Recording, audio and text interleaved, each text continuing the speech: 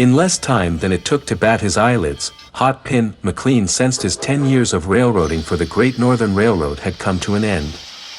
10 years of painstaking effort wiped out. The engineer took another quick glance out the gangway at the fellow loitering beside the cinder pit. It was Muggs O'Rourke. There was no mistaking the emaciated figure. Worse still, there was no chance to slip away without being seen. The 1602 was the only locomotive between the roundhouse and the coal dock. The color drained from Hotpin's weather-worn cheeks. His brown eyes became dull and haunted.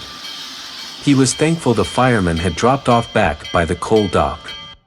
His thoughts flashed back to that night 10 years before. He had been a hot-headed youth in Denison, Texas. There had been a card game, bottles of whiskey, loose women, an argument, and a gunshot. Hotpin could not recall exactly what had happened. The whiskey had blinded him thoroughly. He clearly saw a man's body on the floor, leaking blood. Muggs O'Rourke had pushed him out the back door and dragged him toward the freight yards. Muggs pushed him aboard a boxcar. Keep going, and don't look back. Hotpin crept in and out of city after city. At Spokane his funds gave out. He took another name and became a fireman on the Idaho division of the Great Northern. He'd been railroading ever since, different railroad, different identity. Hotpin tugged his hat down over his face. He glanced about the cab of the big 462 Pacific, then descended from the gangway. Muggs moved toward him. A grin of recognition on his ugly face. For the love of Christ, if it ain't me old pal, shake, partner! He outstretched his arm to shake hands. Hotpin tried to close his eyes to the awful specter, but Muggs' pasty face and watery blue eyes would not vanish. The soft hand, much too soft for an honest man, found his. The contact was repulsive, like gripping onto a slimy eel. Hotpin turned and hurriedly walked towards the roundhouse, with Muggs following beside him. Hotpin lengthened his stride, trying to think of a way to get rid of the guy. And to think we'd meet like this? Small world, ain't it? Hotpin nodded his head and reached for the door leading into the roundhouse. It was indeed a small world. Much too small, right now. Hotpin breathed easier when the door closed with Muggs on the other side. Perhaps the guy would drift on. With a nod to the other railroaders gathered in the small office, he turned to the high desk and began filling in his reports. He delayed over the writing as long as he could, but the task eventually ended. He turned and walked towards the door when a hand touched his shoulder. McLean, I want to speak to you. I'm Skivic, Larry Skivic, Railroad Special Agent. A shadow of fear flickered in the engineer's eyes as Skivic pulled him aside. I've been watching your associate, the guy who walked up here with you. Skivic moved his head in a slight nod toward the window, through which O'Rourke could be seen. He's an ex-prison convict. He's got a bad record. I knew him a long time ago, before he got into trouble. I'm going to put a feed under his belt and send him on his way. Hotpin hoped that would be the extent of it. How much more did Skivic know? Did he know about that night in Texas? The special agent was smiling. Just wanted you to understand. There are too many men like him, drifting into this area. The strike at the Hercules mine has something to do with it. Hotpin glanced out the window. Muggs O'Rourke made you think of dark alleys, blackjacks, and brass knuckles. Thanks for the heads up. I'll do what I can to see he moves out of town right away. Skivic grinned again as he turned away. Hotpin reluctantly opened the door and stepped outside. Muggs slid up alongside as they walked. Boy, I was kinda beginning to figure you was trying to give me the slip. You was so long in there. You wouldn't try that, would you? No, of course not.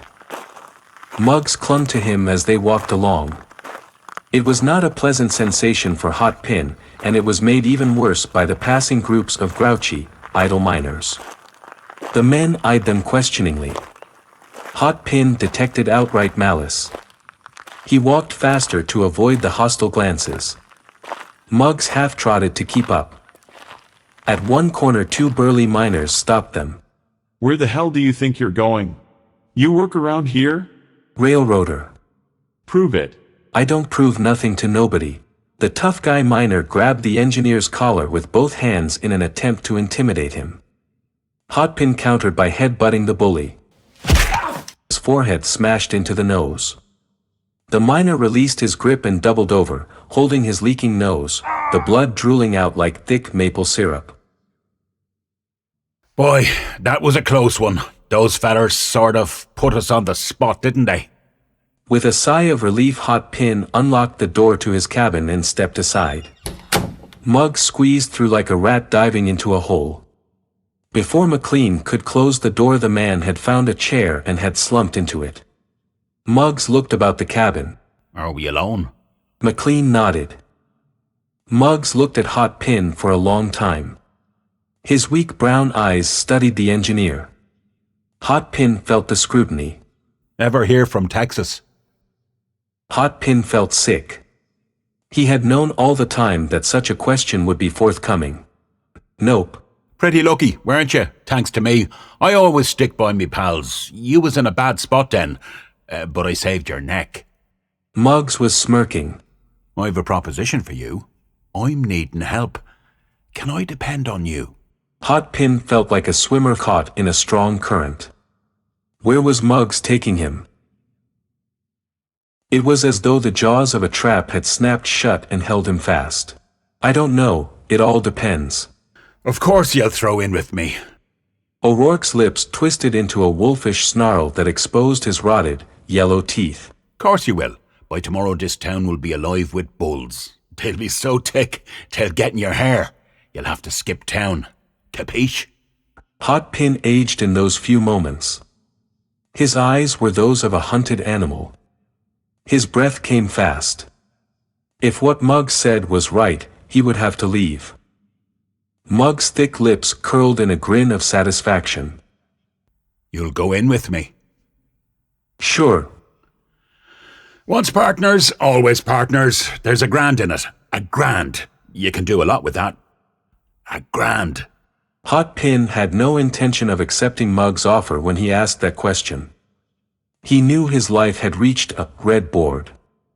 If there was a chance to thwart Muggs' scheme, he would do so. What's the plan? Muggs kicked a chair over beside him. Dropping into it, he leaned in close and rested his hand on the engineer's shoulder. Hotpin forced himself to let it remain.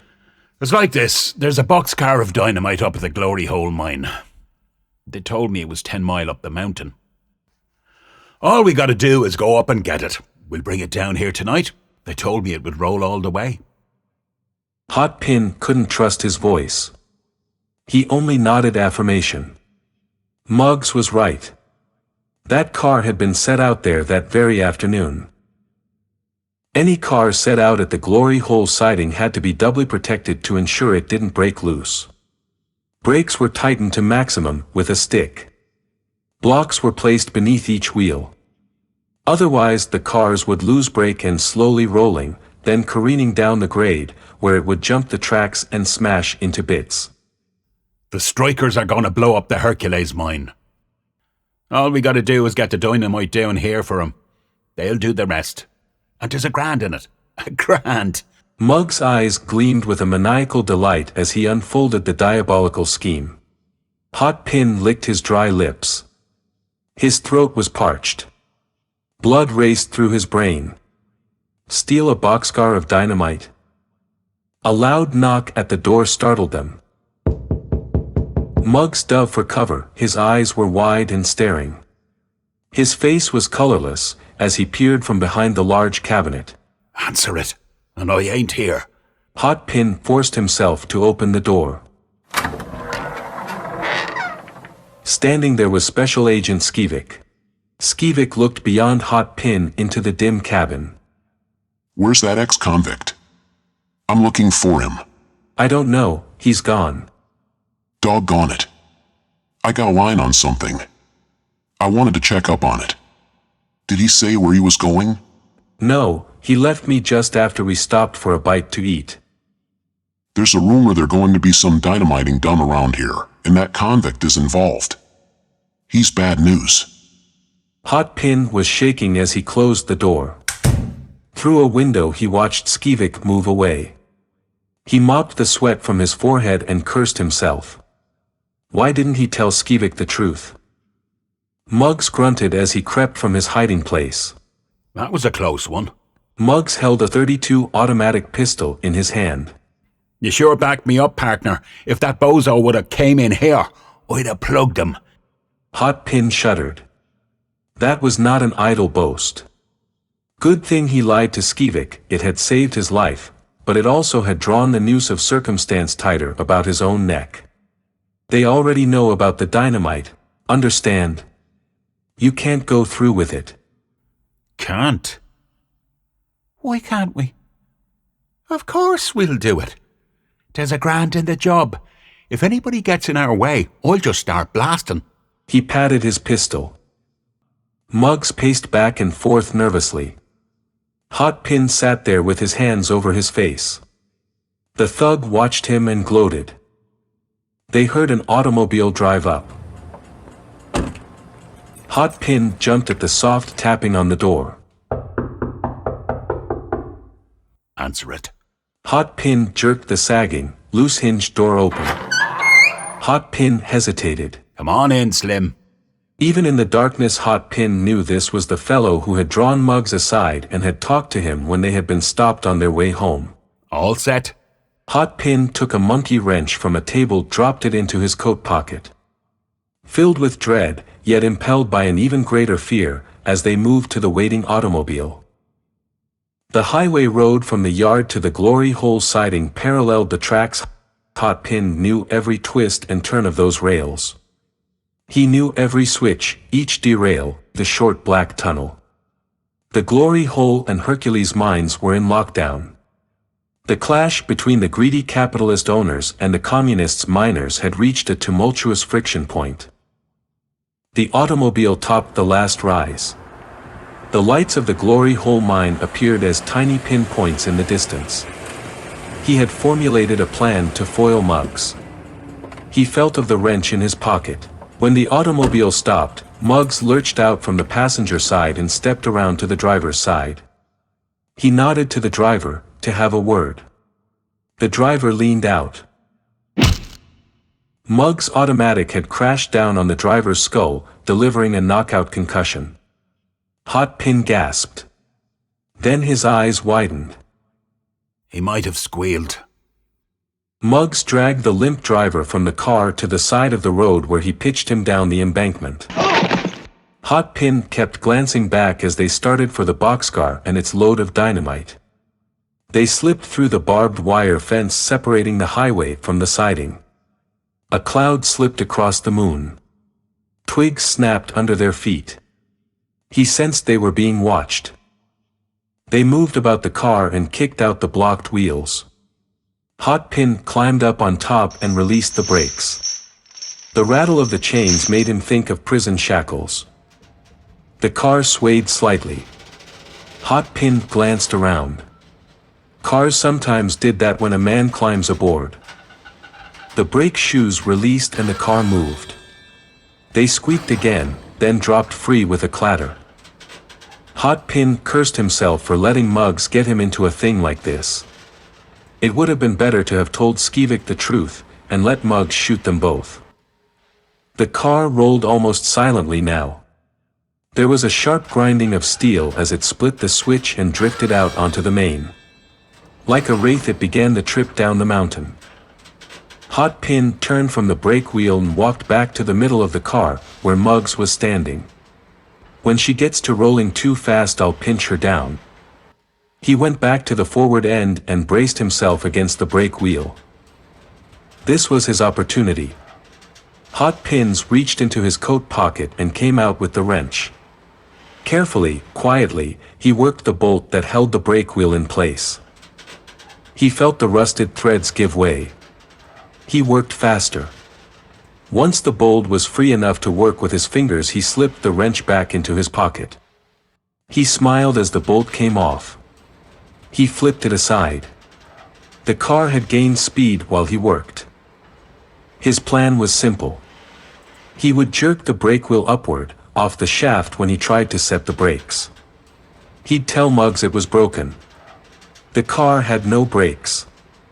That it was impossible to stop it. They'd have to jump to save themselves. He'd scare Muggs into deserting. Then he could replace the wheel and bring the car under control. Even if Muggs made him jump, he knew the car would never get to the bottom of the grade. But his plan didn't materialize.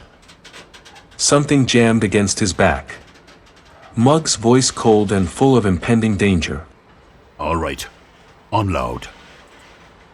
Hotpin whirled and stiffened. Muggs had his pistol leveled at him. You heard me. This is too easy to be splitting a grant.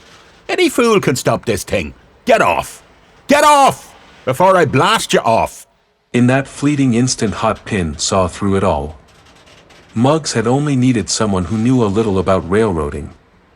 Just enough help to get the car started. After that, the ex-convict had no use for him. Hotpin spun around and jerked the brake wheel free. Clutching it tightly, he held it out as far over the edge of the car as he could reach. Take the car, I got the brake wheel. He taunted Muggs with it. Without brakes you won't make it. No car has ever made it down this grade without them. None ever will. You lied to me about that killing in Texas, I know it now. Nothing will save you but the brake wheel. I've got it. The engineer laughed bitterly as he reached the end of the swaying roof and started down over the side. He knew he had waited too long. To jump now would be suicide. He stopped as his head slipped beneath the edge of the roof. His eyes widened. There was a man holding on to the rungs. It was Special Agent Skivik. Had he heard everything, or would he only believe what he saw? Muggs bellowed. A stark fear-crazed cry of one who suddenly realizes death is reaching out. The shout filled the night. Come back, for God's sake, come back. I did lie. I shot that guy in Texas. He was cheating me at cards. Hotpin suddenly remembered he was stealing a boxcar filled with explosives, committing a crime, and Railroad Bull Skivik was less than 5 feet from him. Muggs had lifted one burden, only to leave another. Should he go back and save this rat? Why should he jump and perhaps be killed and allow Muggs to slip out this way? Muggs would ride the car until it left the rails. That would be the end for him. Throw that gun away, Hotpin barked. The gun clattered as it hit the ballast. Hotpin climbed back to the roof and reattached the brake wheel to the shaft. He threw all his strength into tightening up the brake. The shoes shrieked as they bit into the whirling flanges. The car smashed into curve, lurched badly, then lurched back again to continue its uncontrolled descent. Muggs clung to the pitching roof, his face gripped in fear. The boxcar began to slow drastically as Hotpin cranked harder on the brake wheel. When it was under control, Muggs stood up on the roof and yelled, Tricked me! McLean! You double-crossed me! Now I'm gonna cut you like a fish! He pulled a 6-inch switchblade knife from his pocket.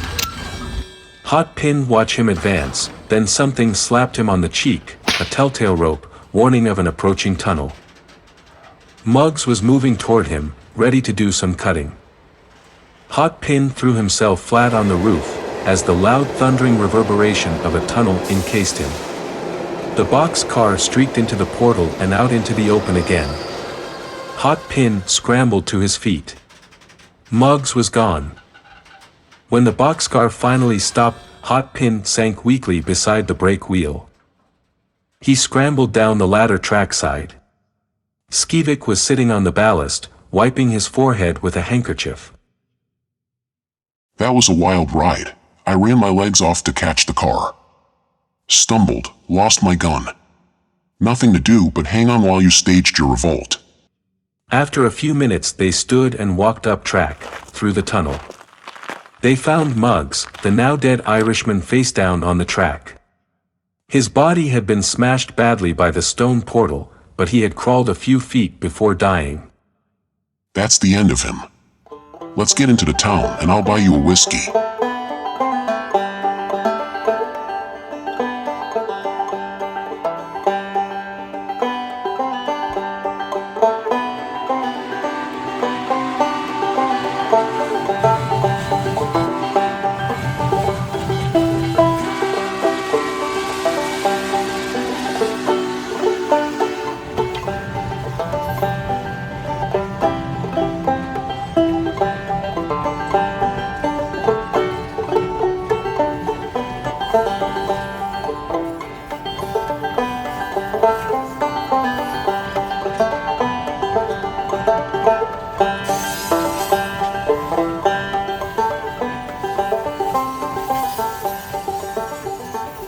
Today's episode was sponsored by flagupmailbox.com.